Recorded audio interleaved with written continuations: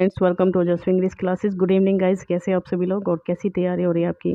Friends, आज का हमारा सेशन काफ़ी इंपॉर्टेंट है। यहाँ पर जो हम बात करेंगे 76 हमारा प्रैक्टिस सेट है। आप टीजीटी पीजीटी या किसी भी एग्ज़ाम की आप तैयारी कर रहे हैं, वहाँ पे बिल्कुल आपको ये हेल्पफुल रहेगा वीडियो। किसी भी एग्ज़ाम देने जा रहे हो आप, और बहुत इंपॉर्टेंट क्वेश्चन हैं बेसिक से लेके हाई लेवल तक, और बहुत इंपॉर्टेंट क्वेश्चन मिलेंगे आपको। केवल एग्ज़ाम में आने वाले क्वेश्चन मिलेंगे, एक भी क्वेश्चन आपको इधर उधर वाला नहीं मिलेगा मेरी वीडियोज़ के अंदर। और गाइज़, ज़्यादा बातें ना करते हुए, मैं पढ़ाने में ही विश्वास रखती हूँ और ज़्यादा समय लगाती भी नहीं हूँ मैं बातों में। तो बस इतना चाहती हूँ आपसे कि लाइक और शेयर गाइज ज़रूर कर दिया करें वीडियो को, और बस इतना ही मुझे चाहिए आपसे। तो चलिए देख लेते हैं कि क्या खास है आज की वीडियो में। और पहला क्वेश्चन हमारा यहाँ स्क्रीन पे है, हु अटर्स द वर्ड्स। इन वर्ड्स को कौन कहता है? O coz coz coz my pretty little coz that thought didn't know how many fathom deep I am in love in as you like it. As you like it के अंदर इस बात को जो है कौन कहता है, इस स्टेटमेंट को? सीलिया, फीबे, ऑर्लैंडो या फिर रोजलिंड? किसकी बात करेंगे हम यहाँ पे? तो गाइज डी ऑप्शन यहाँ पे हमारा राइट हो जाएगा, बिकॉज रोजलिंड इस बात को कहती है। कौन है? हीरोइन है रोजलिंड हमारे as you like it play के अंदर। ठीक है। In the epilogue Rosalind bidding farewell makes, ये पास्टोरल रोमांस भी है, जो अभी मैंने बताया आपको एज यू लाइक इट। अगर इसका जॉनर पूछा जाए तो एक पास्टोरल रोमांस है। In the epilogue Rosalind bidding farewell makes a last appeal to. तो अपने एपिलोग के अंदर आपको पता है कि रोजलिंड एपिलोग कहती है एज यू लाइक इट का। एपिलोग क्या होता है? जो बाद में किसी भी कैरेक्टर के द्वारा बाद में कुछ बातें कही जाती हैं ऑडियंस को, तो उसी को एपिलोग कहते हैं। तो bidding farewell makes last appeal, क्या अपील करती है वो लास्ट में? Jaques to be happy, Jaques से खुश रहने के लिए कहती है। Her father to live in Arden, अपने फादर से आर्डन में रहने के लिए कहती है। The women in audience to like the play, audience को प्ले को लाइक करने को कहती है। या फिर Ganymede not to trouble Orlando, या फिर गैनीमेड कहती है कि ऑर्लैंडो को नॉट टू ट्रबल, परेशान ना होने के लिए कहती है। तो यहाँ पर जो बातें हैं वो कौन सा यहाँ पे होगा गाइस? तो शी ऑप्शन यहाँ पे हो जाएगा। जो रोजलिंड है वो कहती है वीमेन से कि वो प्ले को जो है लाइक करें। ठीक है, चलिए। There is a soul of goodness in things evil, would man observingly distil it out, who has written it? किसने लिखा है ये? There is a soul of goodness in things evil, would man observingly distil it out. तो इसकी बात यहाँ पे हो रही है, किसने ये लिखा है? तो गाइज इसका जो आंसर हो जाएगा वो ऑप्शन सी होगा, यानी कि विलियम शेक्सपियर ने ये लिखी है। और कहाँ की बात हो रही है ये आपका हेनरी फिफ्थ नाम का एक हिस्टोरिकल प्ले है। हेनरी फिफ्थ एक्ट 1 सीन 1 की बात में ये आपको लाइन यहाँ पर मिलती है। ठीक है, किसमें? हेनरी फिफ्थ में। His story requires romance and king but the things only on meant, तो who remarks it for Shakespeare? तो यहाँ पर कहा जा रहा है कि उसकी जो स्टोरीज़ होती रिक्वायर्स, क्या स्टोरी जो थी वो किस चीज़ की रिक्वायरमेंट रहती थी? रोमन्स और किंग्स की बात हमेशा उन्होंने मैक्सिमम अपने प्लेस के अंदर की है। तो जनरल मैनकाइंड की चीज़ें नहीं थी उनके पास में। तो but he thinks only on man, लेकिन बातें सिर्फ मैन की हो रही थी ना। तो who remarks it for Shakespeare? तो बात ये रिमार्क कौन करता है शेक्सपियर के ऊपर? तो यहाँ गाइस सी ऑप्शन होगा, डॉक्टर सैमुअल जॉनसन इस बात को कहते हैं। ठीक है, डॉक्टर सैमुअल जॉनसन इस बात को कहते हैं। कहाँ पर? प्रीफेस टू शेक्सपियर नाम का जो इनका एक क्रिटिकल वर्क है शेक्सपियर के ऊपर, उसी में ये कहते हैं। In which work of Wordsworth does the line still sad music of humanity? Wordsworth की कौन सी पोएम के अंदर आपको ये लाइन मिलती है, still sad music of humanity? तो गाइज यहाँ पर बात करेंगे हम टिंटन एबी के लिए। ठीक है, किसकी बात करेंगे? टिंटन एबी, यानी कि ऑप्शन ए हमारा हो जाएगा राइट। टिंटन एबी जो है, अगर इसका पूरा हम देखें, पूरा टाइटल कभी कभार आ जाता है तो इसको भी आप याद रखें। इसका पूरा टाइटल है lines composed a few miles about Tintern Abbey on revisiting the bank of the Wye during a tour July 13, 1798। कभी कभार ये भी पूछ लिया जाता है कि कब जो टूर था इनका वाई रिवर पे, तो कब का है वो? तो उसमें भी हम लोग बता सकते हैं कि 13 जुलाई 1798। इसको डेट को भी आप याद रखेंगे। दिस पोएम इज़, ये पहले 1905 में गए थे और 3 साल बाद फिर ये 98 में गए थे फ्रांस। ठीक है, फ्रांस की बात हो रही है। This poem is composed in blank verse. ठीक है, ब्लैंक वर्स में इसको कंपोज किया गया है, और अनराइम्ड लाइन्स आयम्बिक पेंटामीटर में इसको लिखा गया है। ठीक है, इसको ड्रामेटिक लिरिक भी कहते हैं।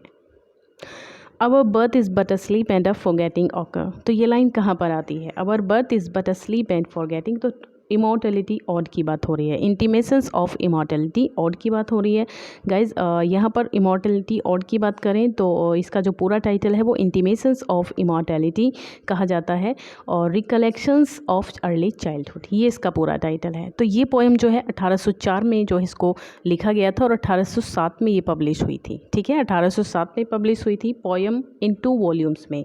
और इस पोएम में ये जो है इरेगुलर पिंडारिक ऑड कहलाती है। ठीक है, इरेगुलर पिंडारिक ऑड। 11 स्टैंजा हैं इसके अंदर, 11 स्टैंजा हैं, अगर कहीं पे पूछ लिया जाए तो ये आप याद रखेंगे। एन इवनिंग वॉक जो है ये किसके द्वारा लिखी गई है, तो एन इवनिंग वॉक और डिस्क्रिप्टिव स्केचेस, ये दोनों ही वर्क किसके हैं, विलियम वर्ड्सवर्थ के हैं। और कब के हैं ये दोनों वर्क, अगर इनकी बात करें हम तो ये आई थिंक आपके 94 के करीब इनको जो है इनका हम पब्लिशिंग ईयर मान सकते हैं। ठीक है, 1793 या 94। Which of the following periodicals brutally assailed Keats' second volume of was published in 1818? जो कीट्स का जो सेकेंड वॉल्यूम पब्लिश हुआ था 1818 में, तो उसको बहुत ज़्यादा ब्रूटली क्रिटिकल किया था किस मैगज़ीन के अंदर, तो क्वार्टरली रिव्यू के नाम की ही इनकी मैगज़ीन थी गाइस। इसी ने बहुत ज़्यादा इनको क्रिटिसाइज़ किया था, बहुत ज़्यादा क्रिटिसाइज़ किया था गाइस इनके वर्क्स को, और बहुत ज़्यादा हर्ट इन लोगों ने इनको किया था जॉन कीट्स को। यहाँ पर किसकी बात हो रही है, क्वार्टरली रिव्यू की बात हो रही है। तो ये एक लंदन पब्लिशिंग हाउस में जॉन मुरे नाम की जो क्वार्टरली रिव्यू है, ये इनकी मैगज़ीन थी। तो इसने बहुत ज़्यादा इसको किया था। ठीक है, चलिए आगे देखते हैं। Which work of John Keats is a version of a tale from Boccaccio. Tale है ये, टिक नहीं है गाइस, सॉरी। तो टेल देखेंगे आप इसको, टेल फ्रॉम बकैसियो। तो विच वर्क किसको जो है, कीट्स इज़ अ वर्जन, ये एक वर्जन है बकैसियो, टेल फ्रॉम बकैसियो में जो है इसको लिया गया है। तो यहाँ जो ऑप्शन हो जाएगा वो आपका बी होगा, यानी कि इसाबेला या फिर पॉर्ट ऑफ बासिल। तो बी ऑप्शन पर हम लोग जो है रन करेंगे यहाँ। ठीक है, चलिए। एंडीमियोन आ पोइटिक रोमांस पब्लिश्ड इन, एंडीमियोन नाम का जो पोइटिक रोमांस था इनका कब पब्लिश हुआ था, तो 1818 में गाइस। बी ऑप्शन यहाँ पे राइट हो जाएगा, 1818 में ये पब्लिश हुआ था। ठीक है। The praise of chimney sweepers is, ये क्या है, क्या ये कोई पोएम विलियम ब्लेक की कोई पोएम है, एलिजी है विलियम वर्ड्सवर्थ की, ऐसे है चार्ल्स लैम्ब का, या फिर एक ऐसे है विलियम हैजलिट का। तो किसकी बात यहाँ पर हो रही है, तो गाइज ये ऑप्शन हो जाएगा हमारा ऐसे बाय चार्ल्स लैम्ब। ठीक है, ऐसे बाय चार्ल्स लैम्ब, यानी कि सी ऑप्शन हमारा हो जाएगा राइट। चलिए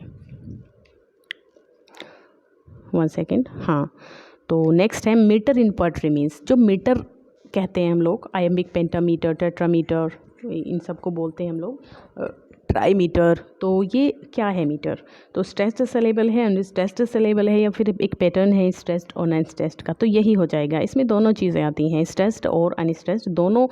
सिलेबल का जो किसी भी लाइन के अंदर पैटर्न होता है तो उसी को कहते हैं मीटर। ठीक है। विच is not a part of the structure of the classical odd, कौन सा क्लासिकल ओड की स्ट्रक्चर का पार्ट नहीं है, तो क्लासिकल ओड या फिर पिंडारिक ओड कह लीजिए। तो इसमें अगर बात करते हैं यहाँ पर, तो इसमें जो राइट ऑप्शन होगा वो एक्लॉग हो जाएगा, एक्लॉग होगा आपका। तो स्ट्रोफी, एंटी स्ट्रोफी और रिपोर्ट, ये तीनों पार्ट होते हैं, 3 ही पार्ट होते हैं, तो ये फोर्थ तो है ही नहीं कहीं पर भी। तो एक्लॉग तो पैरेबल को भी कहते हैं हम लोग, पैरेबल को एक्लॉग कहते हैं। ठीक है, जो मॉरल वैल्यूज़ वाली स्टोरीज़ होती हैं उनको। चलिए, which is not a fictional genre, कौन सा फिक्शनल नॉन फिक्शनल जॉनर नहीं है, तो डायरीज, ऑटोबायोग्राफीज और मेमोआ जो है वो नॉन फिक्शनल हैं, जबकि ये जो रोमांस है ये नॉन फिक्शनल नहीं है। ठीक है, ये फिक्शनल है। ठीक है, फिक्शनल जिसमें हम इमेजिन करते हैं चीज़ों को, और फिक्शन होता है एक तरीके से इमेजिन करते हैं चीज़ों को, और क्या हो सकता है, एडवेंचर होती है specially connected to a particular place या फिर एक्टिविटी। ठीक है, चलिए। Which is not an element of drama, drama का एलिमेंट इनमें से कौन सा नहीं है, स्टेज क्राफ्ट तो है, फीडबैक, कैरेक्टर, डायलॉग, तो फीडबैक नहीं है, बाकी ये तीनों हैं। अच्छा, ये दूसरा आ गया क्या, चलिए 1 सेकेंड पीछे ले लेती हूँ मैं। हाँ, इस पे थे हम लोग, तो यहाँ जो ऑप्शन हो जाएगा वो हमारा कौन सा था, फीडबैक, बी ऑप्शन हो जाएगा। ये तीनों के तीनों एलिमेंट हैं, ये नहीं है। कॉन्जुलेट्स, कॉन्जुलेट्स का मीनिंग बताना है आपको। ठीक है, कॉन्जुलेट्स का मीनिंग बताइए क्या होता है। तो ये हो जाएगा सॉलिफाइड्स होगा, सेट्स होगा, थिकन्स होगा या फिर हार्डन्स होगा। तो थिकन्स हो जाएगा, ठीक है, थोड़ा चीज़ों का जो है थिक हो जाना एक तरीके से, तो उसको हम लोग कह सकते हैं यहाँ पर। और चलिए, the Greek believe that the heart was the seat of intelligence. Heart जो है इंटेलिजेंस की सीट होती है, तो सीट को यहाँ स्पॉट के लिए यूज़ किया गया है, चेयर के लिए, सेंटर के लिए, फिर पर्पज़ के लिए। तो यहाँ जो ऑप्शन हो जाएगा ये सी होगा, यानी कि सेंटर के लिए यहाँ पर सीट का यूज़ किया गया है। वर्सेटाइल का मीनिंग बताना है आपको, क्या होता है। गिफ्टेड होता है, एकम्प्लिस्ड होता है, इंजीनियस होता है या फिर रिसोर्सफुल होता है। गिफ्टेड आपको पता है, गिफ्टेड जो कोई भी चीज़ अगर उपहार रूप में हो। एकम्प्लिस्ड का मतलब होता है एक तरीके से, एकम्प्लिस्ड आप कहेंगे क्या हो जाएगा, स्किल्ड, ठीक है गाइज। हाँ, जो स्किल्ड होता है एक तरीके से, स्किल्ड चीज़ें। और इंजीनियस हो जाएगा आपका, इंजीनियस होता है कोई सोर्स किसी चीज़ का, ठीक है। प्लान होता है, किसी भी कोई प्लान बनाना चालाकी से या क्लेवर वे में कोई चीज़ को जो है प्लान बनाना किसी चीज़ के लिए, उसको कहते हैं इंजीनियस। और रिसोर्सफुल आपको संसाधन युक्त होता है, तो वर्सेटाइल का मतलब रिसोर्सफुल से हो जाएगा। वाइप आउट, वाइप आउट का यहाँ पर क्या यूज़ करेंगे। अब जैसे मैं कोई सेंटेंस दूँ आपको कि before the 18th century epidemics from uni unsanitary conditions use to wipe out entire towns. तो प्लंडर होगा, डिस्ट्रॉय होगा, टर्मिनेट होगा या फिर कंटामिनेट होगा। तो प्लंडर का यूज़ करेंगे आप। डिस्ट्रॉय का, प्लंडर तो होता है एक तरीके से स्टेलिंग होती है, ये तो चोरी, जैसे लूटपाट को कहते हैं, लूटपाट को जगह जगह से लूटपाट करना, तो ये तो नहीं होगा, होता है वाइप आउट का। तो टर्मिनेट होता है गाइस, समाप्त करना या समाप्त हो जाना धीरे धीरे चीज़ों का, तो उसको कहते हैं हम लोग टर्मिनेट। ठीक है, बी ऑप्शन यहाँ पे हो जाएगा। चलिए, ये क्या होता है, कंटामिनेट, अच्छा, डर्टी करना चीज़ों को, मेक डर्टी, ठीक है, मेक डर्टी, चीज़ों को जो है डर्टी करना, गंदा करना और एक तरीके से स्पॉइल करना होता है कंटामिनेट। चलिए, तो इसका टर्मिनेट हो जाएगा। 20 क्वेश्चन है। Ram rarely goes to the market. Ram rarely, तो यहाँ पे जो रेयरली वर्ड है वो रिलेटिव एडवर्ब है, एडवर्ब ऑफ टाइम है, सेंटेंस एडवर्ब है, एडवर्ब ऑफ प्लेस है। तो जो रेयरली है वो गाइस आपका हो जाएगा क्या, बताइए फटाफट से, अगर आप जानते हैं तो यहाँ जो है गाइस ये ऑप्शन सी होगा, यानी कि फ्रीक्वेंसी। फ्रीक्वेंसी का मतलब कितनी बार की कोई चीज़ हो रही है, ठीक है, कितनी बार फ्रीक्वेंसी होती है एक तरीके से, ठीक है। तो इसमें तो है ही नहीं मेरे हिसाब से ये चीज़, है ना, एडवर्ब ऑफ फ्रीक्वेंसी तो है ही नहीं इसमें, बल्कि होना चाहिए। चलिए मैं बता दें, तो एडवर्ब ऑफ फ्रीक्वेंसी गाइस मैं लिख दे रही हूँ यहाँ पे, इसमें से इसका आंसर नहीं है। कोई चीज़ें कितनी बार हो रही है वो फ्रीक्वेंसी में आता है, मतलब कितनी बार, क्या मतलब कितने टाइम में हो रही है, जल्दी हो रही है, बहुत कम हो रही है, बहुत ज़्यादा हो रही है, ये चीज़ें फ्रीक्वेंसी में आती हैं। चलिए, आई नियरली हैड एन एक्सीडेंट, तो नज़दीक में ही मेरा एक्सीडेंट हुआ था, तो एडवर्ब ऑफ डिग्री होगा, एडवर्ब ऑफ मैनर होगा, sentence of adverb of place. तो एडवर्ब ऑफ डिग्री पे जाएंगे हम लोग, यहाँ एडवर्ब ऑफ डिग्री पर जाएंगे, क्योंकि डिग्री गाइज नियरली फार्दरली इस तरीके से जो है डिग्रीज होती हैं ना, लेवल होता है एक तरीके से टाइम का। अब the plural of woman doctor, woman doctor का प्लूरल बताना है आपको, इनमें से कौन सा होगा। गाइज देखने में सारे एक से लगते हैं, तो थोड़ा सा दिमाग यूज़ कीजिएगा। और अगर इसकी बात करें तो इसमें आप जाएंगे ऑप्शन ए पर, ठीक है, विमन। यहाँ पे जो विमन है ना वो भी प्लूरल हो जाएगा, और जो डॉक्टर है वो भी प्लूरल हो जाएगा, वुमेन डॉक्टर्स, ठीक है, वीमेन डॉक्टर का विमन डॉक्टर्स हो जाएगा। तो यही जो था इसका आंसर था गाइस। आई होप आपको जो है वीडियो पसंद आई होगी, और नेक्स्ट वीडियो में फिर से मुलाकात होगी आपसे, तब तक के लिए पढ़ते रहिए। Tata bye bye, take care guys.